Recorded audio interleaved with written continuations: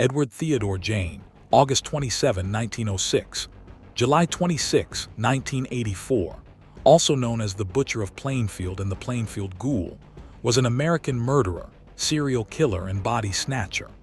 His crimes, committed around his hometown of Plainfield, Wisconsin, gathered widespread notoriety in 1957 after authorities discovered that he stole corpses from local graveyards and fashioned keepsakes from their bones and skin. He also confessed to killing two women, tavern owner Mary Hogan in 1954 and hardware store owner Bernice Worden in 1957. Gein was initially found unfit to stand trial and confined to a mental health facility. By 1968, he was judged competent to stand trial. He was found guilty of the murder of Worden, but was found legally insane and thus was remanded to a psychiatric institution. Gein held onto the farm and earned money from odd jobs. He boarded up rooms used by his mother, including the upstairs, the downstairs parlor, and the living room, leaving them untouched. While the rest of the house became increasingly squalid, these rooms remained pristine. Gein lived in a small room next to the kitchen. Around this time, he became interested in reading pulp magazines and adventure stories, particularly those involving cannibals or Nazi atrocities. 10.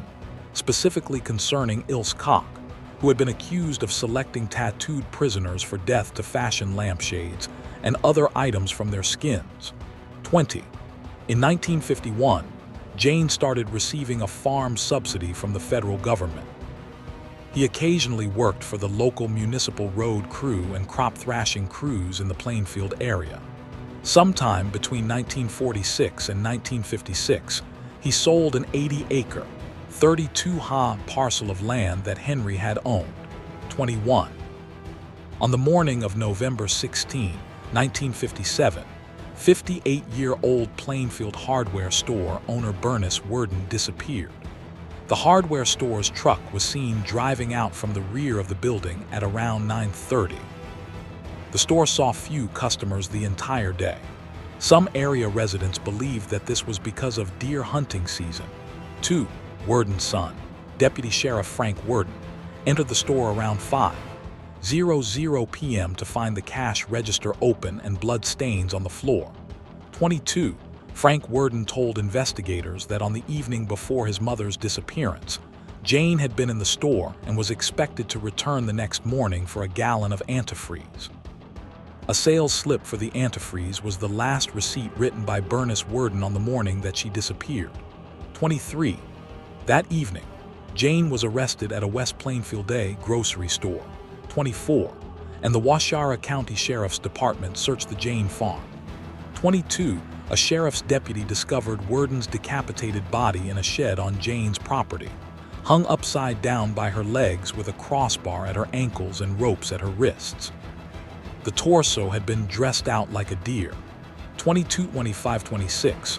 Worden had been shot with a .22 caliber rifle, and mutilations were made after her death.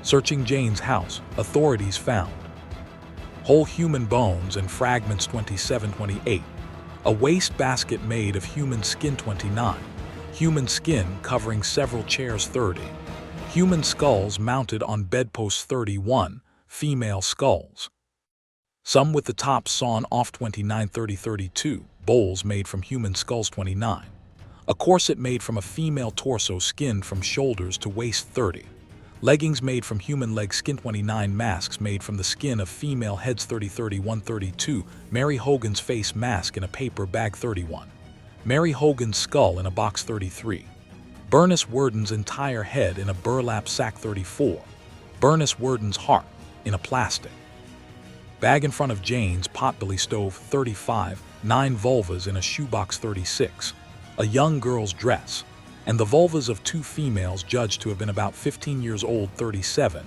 a belt made from female human nipples 38, 4 noses 27, a pair of lips on a window shade drawstring 27, a lampshade made from the skin of a human face 27. These artifacts were photographed at the State Crime Laboratory and then decently disposed of.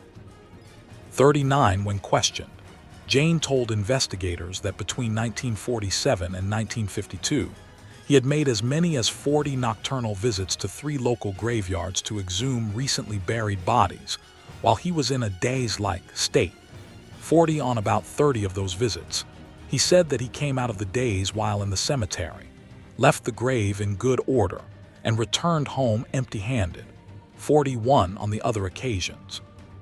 He dug up the graves of recently buried middle-aged women he thought resembled his mother and took the bodies home, where he tanned their skins to make his paraphernalia.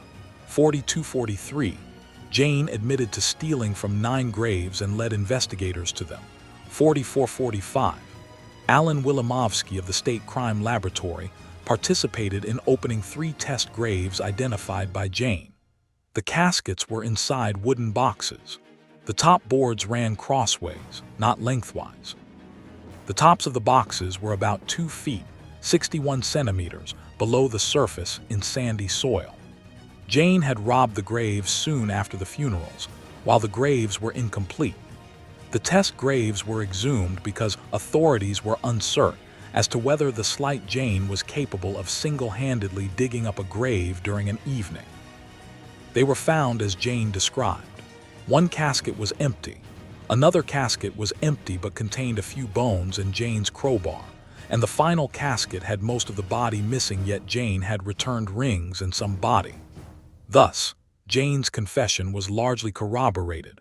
44-49-50. Soon after his mother's death, Gein began to create a woman suit so that he could become his mother, to literally crawl into her skin.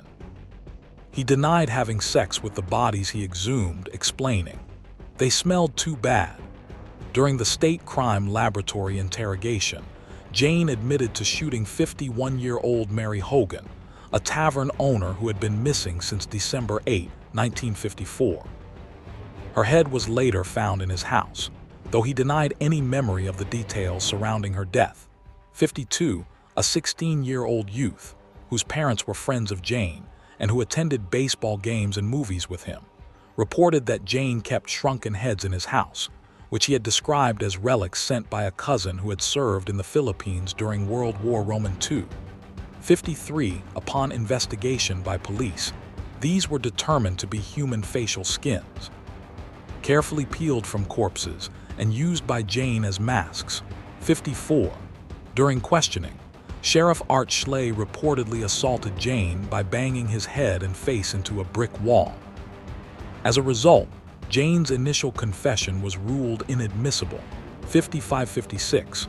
Schley died of heart failure in 1968 at the age of 43 before Gein's trial. 57. Many who knew Schley said he was traumatized by the horror of Gein's crimes, and this, along with the fear of having to testify, especially about assaulting Gein, caused his death. 55. Thanks for watching. Do like, share, subscribe, follow on social media. Link is in description.